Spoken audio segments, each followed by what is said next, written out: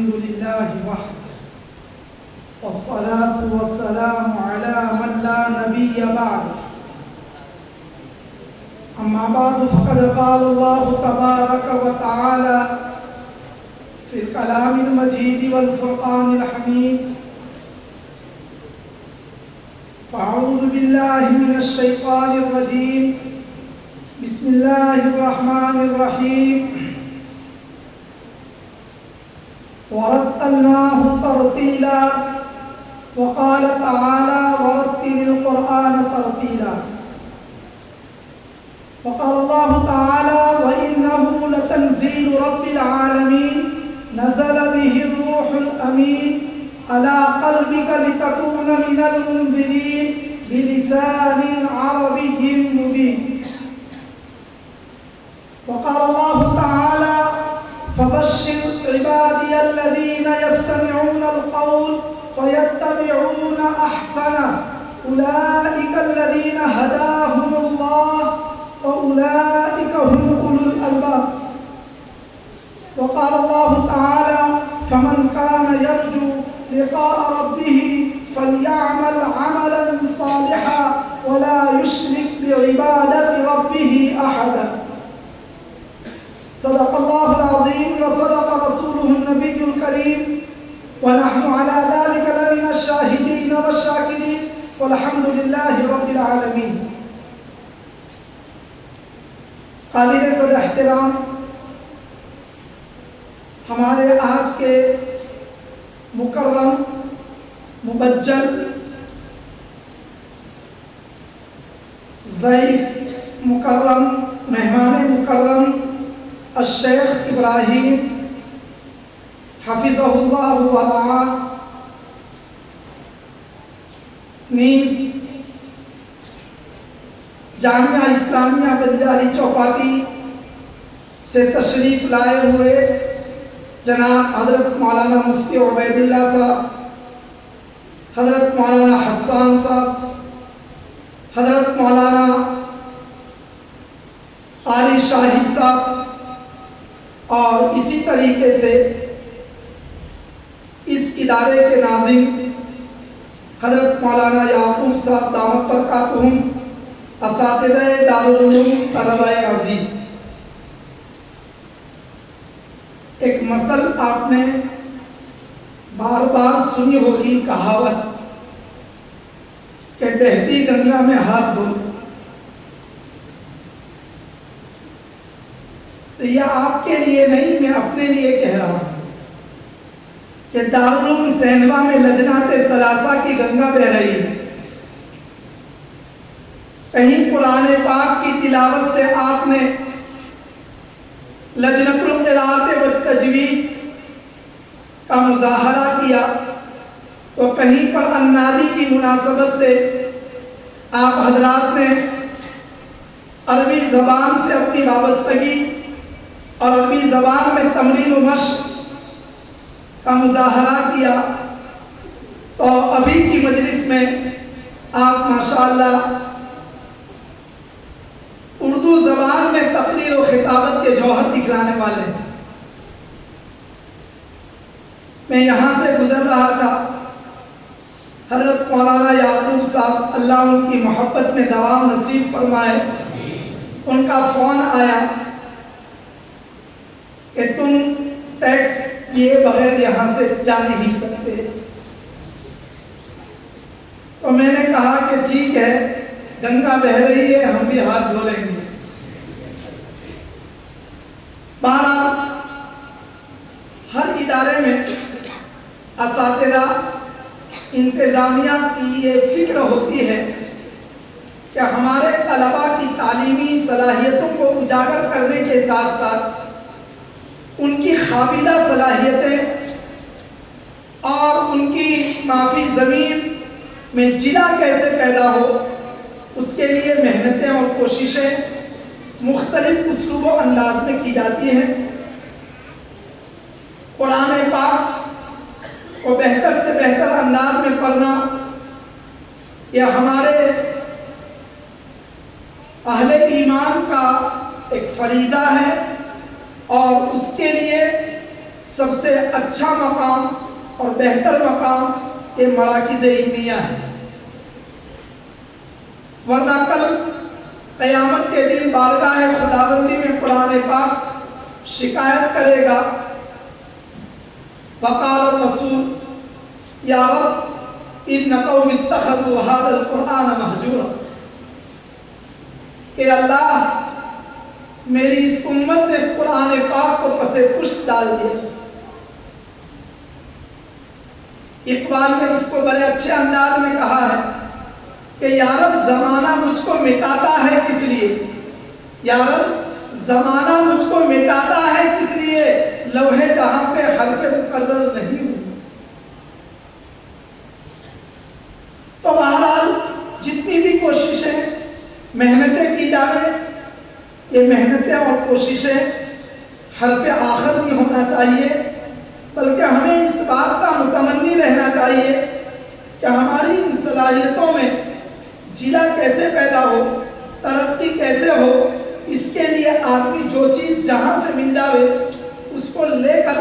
اپنے اندر جذب کر کے اس کو پریکٹیکلی انداز میں کرنے کی کوشش کرنی چاہیے۔ مجھے اس وقت صرف 3 باتیں عرض کرنا ہے، اس لیے کہ میں بھی پاور کام ہوں۔ نمبر 1 پر تو یہ کہ مل خطابت، خطابت کیا چیز ہے۔ تیسری چیز ہے ما ہوا اوصاف الخطابت، اوصاف الخطیب، خطیب کیا اوصاف کیا ہونے چاہیے۔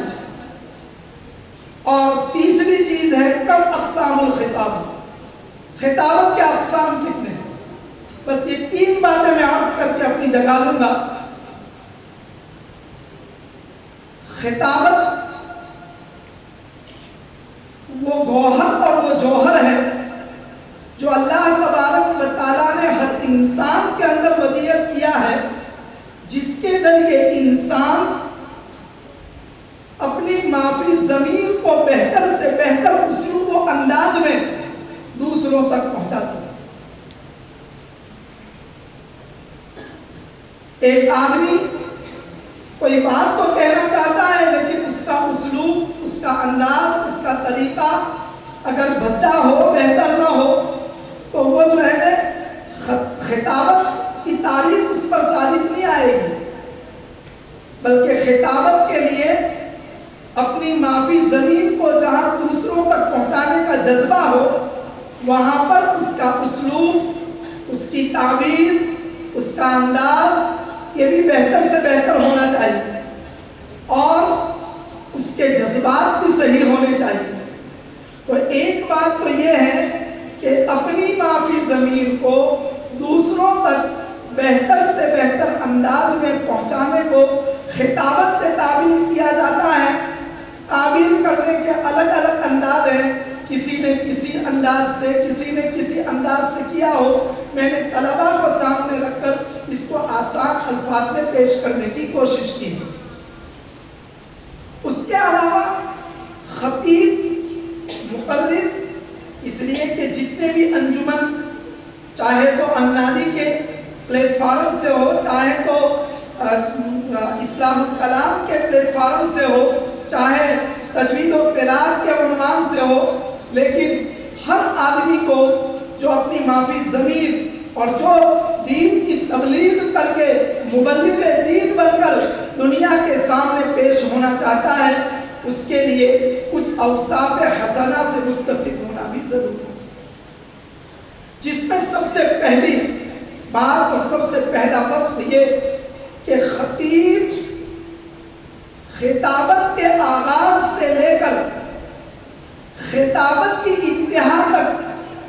چاہے کامیابی اور لوگوں کی تحسین کے کتنے ہی کلمات اس کے سامنے کیوں نہ آ جاوے، لیکن اخلاص کا دامن اس کے ہاتھ سے چھوٹنے، رضائے الہی کا دامن اس کے ہاتھ سے چھوٹنے نہ پائے۔ کسی عالم دین نے بڑے اچھے انداز میں کہا کہ فَمَنْ كَانَ يَرْجُو لِقَاءَ رَبِّهِ فَلْيَعْمَلْ عَمَلًا صَالِحًا۔ تو من کان یرجو لقاء ربہ میں کان کا لفظ استعمال ہوا ہے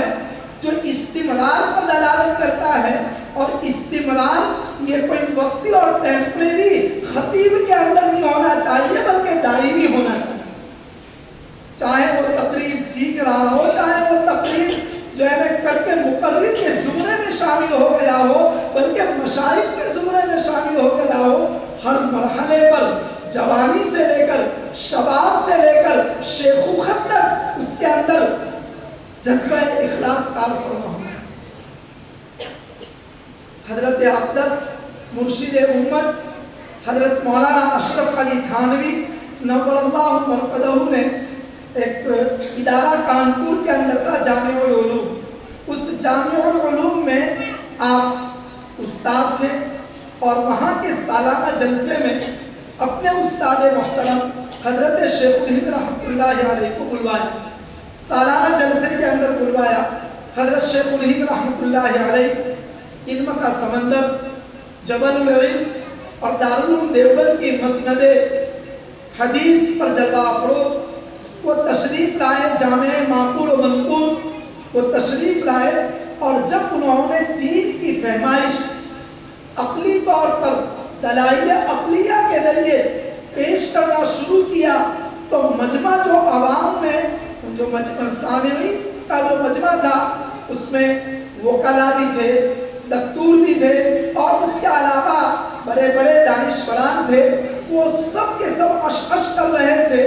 تو کسی نے کان میں جا کر کہا کہ حضرت ذرا خطاب کو طول دیجئے, مجمع بہت متاثر ہو رہا ہے اور مجمع جو ہے آپ کے دلائل عقلیہ کے سامنے جھکا جا رہا ہے. آپ اپنے خطاب کو اور اپنی تقریر کو مختصر نہ کیجئے. بس یہ کسی نے کان میں کہا اور اسی وقت حضرت نے اپنے خطاب کو بند کر دیا اور کہا کہ اب تک میں جو کچھ بول رہا تھا وہ اللہ کے لیے بول رہا تھا, لیکن اب تمہارے کہنے کے بعد میں جو کچھ بول رہا ہوں یہ ان وکلا کے لیے بول رہا ہوں اور اپنی قوت علمیہ کو اور اپنی قوت عقلیہ کو اور اپنے دلائل عقلیہ کو اور اپنے علوم منطقی اور علوم فلسفی اور علوم حکمت کو لوگوں کے سامنے پاور کرانے کے لیے بول رہا ہوں. اس لیے میرے اندر سے اخلاص سلب ہو گیا گویا کہ اب مجھے جو ہے تقریر نہیں کرنا ہے. جب کوئی آدمی خطابت کے دوران اس مقام پر پہنچا ہوا ہوتا ہے کہ وہ کسی کے لیے نہیں بلکہ وہ صرف اور صرف اللہ کی رضا کے لیے اگر تقریر کرے تو ایسی تقریر میں تاثیر ہوتی ہے, ایسی تقریر میں انٹریکشن ہوتا ہے, ایسے خطاب کے اندر دلچسپی ہوتی ہے. اس لیے ہر مقرر کو جو ابھی آپ آئیں گے تو اس میں نمبر لانے کے لیے یا کسی کے سامنے واہ واہ کرانے کے لیے ہم کو کبھی بھی تقریر نہیں کرنی چاہیے. اس لیے کہ جس خدا ذوالجلال نے بولنے کی طاقت دی ہے وہ خدا منٹوں کے اندر قوت گویائی کو سلب کر سکتا ہے. جس نے پڑھنے کی طاقت دی وہ منٹوں کے اندر ہماری چیز کو سلب کر سکتا ہے. بلکہ میں تو آپ کو یہ کہتا ہوں کہ اگر اللہ پاک نے آپ کو اچھی اپنی معافی زمین کو ادا کرنے کی طاقت دی ہے تو آپ کو چاہیے, بلکہ جو کمزور ہوں ان کو بھی چاہیے کہ روزانہ فجر کی نماز کے بعد 27 مرتبہ قالوا انطقنا الله الذي انطق كل شيء وهو خلقكم اول مره واليه ترجعون. بلکہ جس کا بچہ بول نہ پاتا ہو, اس کی زبان میں سلاست نہ ہو, اس کو بھی اس کا اہتمام اگر کیا جائے تو اللہ تبارک و تعالیٰ اس کے اندر بولنے کی طاقت عطا کر دیتے ہیں. تو بہرحال پہلی بات تو یہ ہے کہ ہم اپنے اندر یہ چیز پیدا کریں. خلوص جب ہوگا تو اس کے بعد تو جو ہے نفوس پہ کنٹرول کرنا آسان ہو جاتا ہے. اس کے بعد دوسری چیز ہے استمساک بالنصوص. جس طالب علم کو قرآن پاک کی آیات کا استحضار اور استحضار کے ساتھ ساتھ طریقہ استدلال, یہ دونوں چیزیں منصوص چیزوں کو مربوط انداز میں پیش کرنے کا ملکہ ہو, ایسی تقریر مضبوط بھی ہوتی ہے اور مستحکم بھی ہوتی ہے. اس لیے کہ کتاب و سنت سے بڑھ کر کوئی طاقت نہیں, کتاب و سنت سے بڑھ کر کوئی استدلال نہیں. آج کسی جو ہے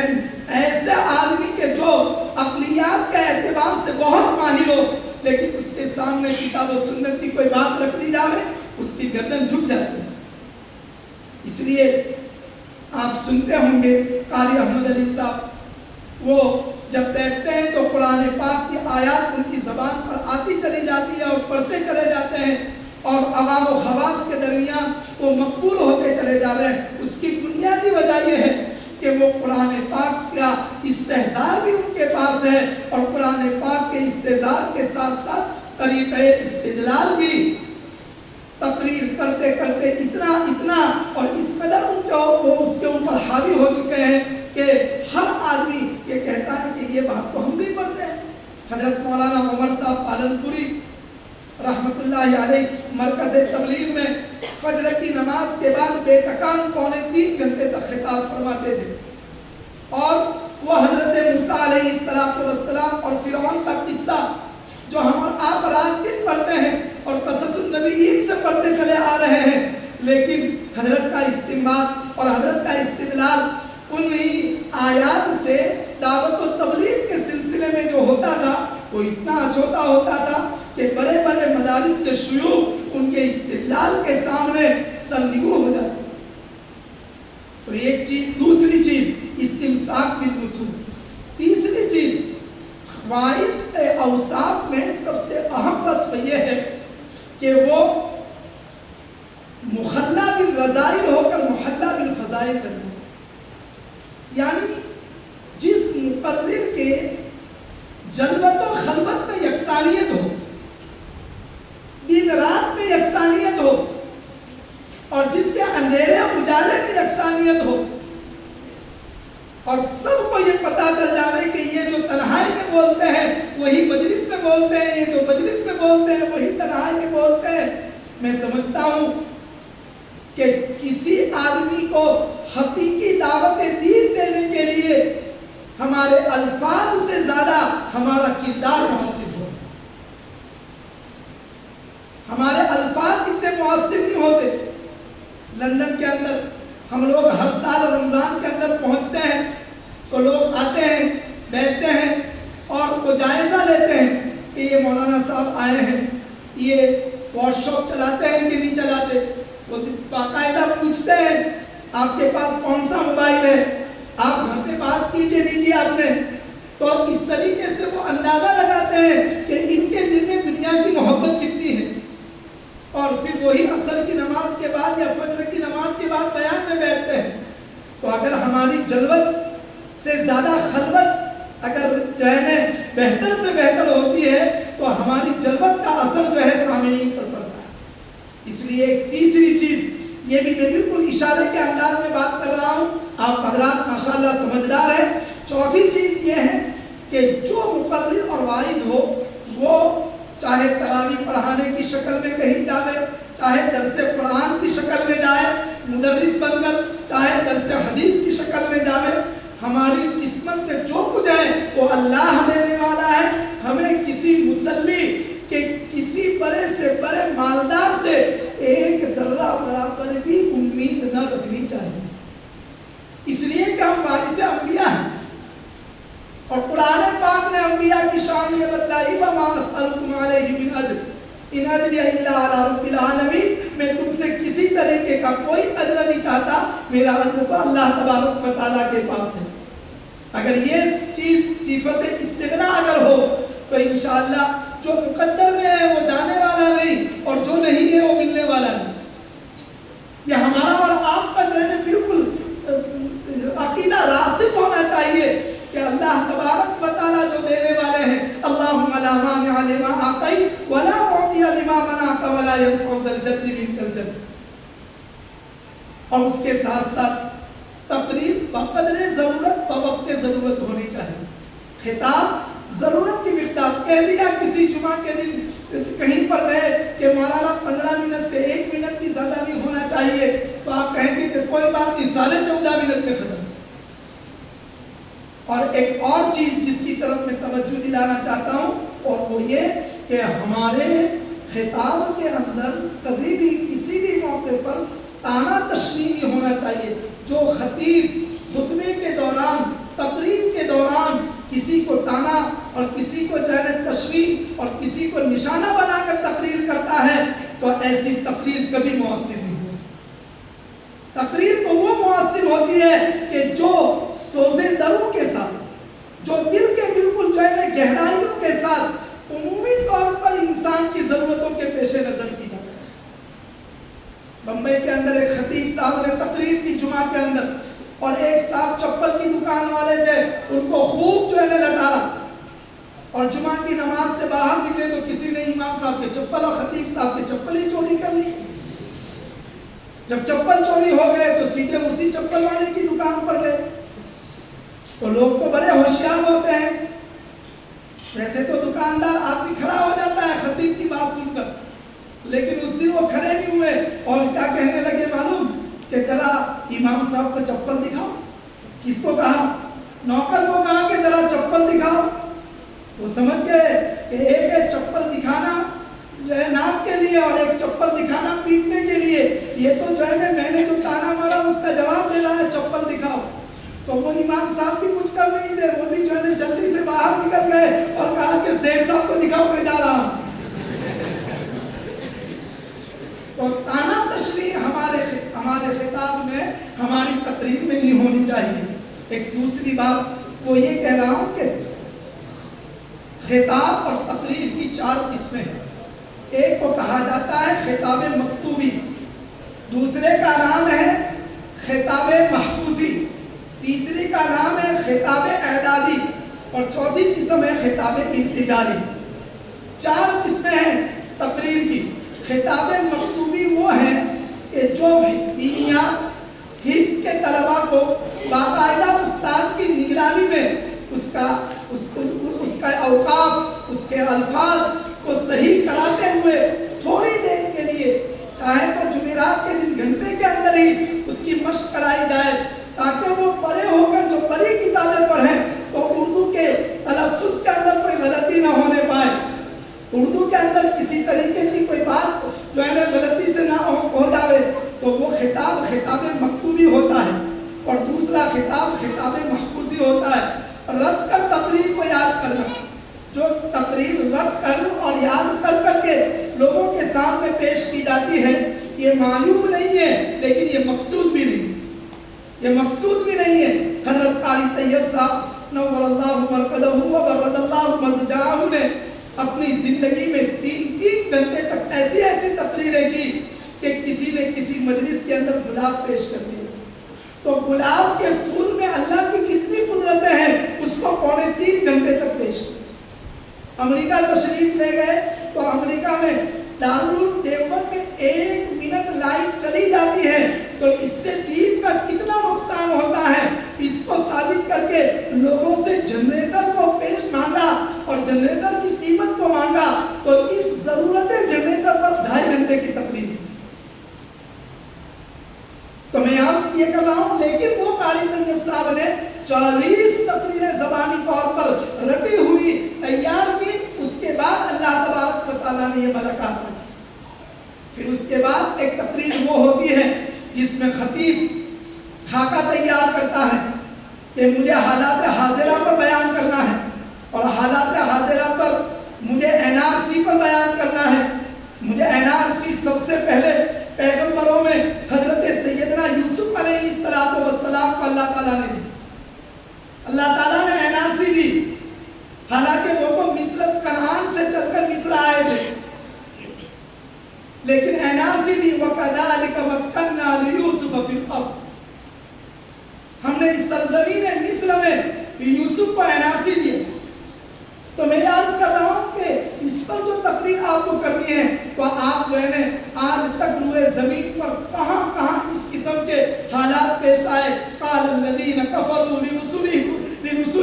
لَنُخْرِجَنَّكُمْ مِنْ أَرْضِنَا أَوْ لَتَعُودُنَّ فِي مِلَّتِنَا فَأَوْحَىٰ إِلَيْهِمْ رَبُّهُمْ لَنُهْلِكَنَّ الظَّالِمِينَ وَلَنُسْكِنَنَّكُمُ الْأَرْضَ مِنْ بَعْدِهِمْ۔ یہ دیکھیے پورے حالات ہیں، لیکن آپ پہلے اس کے لیے تیار کیجیے، خاکہ تیار کیجیے، واقعات اس کے ذمہ میں لائیے، اس کے ذمہ میں اشعار لائیے، اور پھر اس کے مطابق آپ اپنی تقریر کو تیار کیجیے۔ اور اس تقریر کے اشاروں کو تیار کرتے کر کے اگر بولی پیش کیا جائے تو اس کو